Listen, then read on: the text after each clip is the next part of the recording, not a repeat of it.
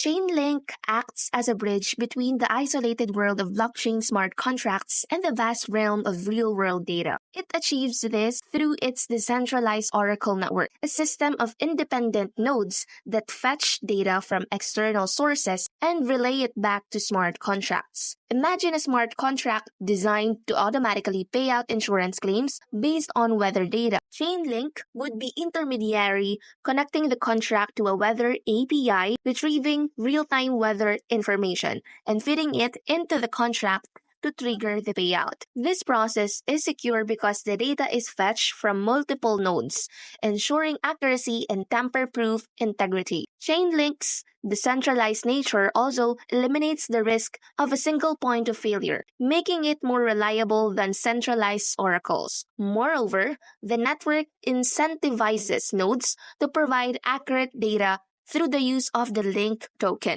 rewarding them for their contributions. This ensures that the data feeding into the smart contracts is trustworthy and unbiased, ultimately enhancing the reliability and security of decentralized applications.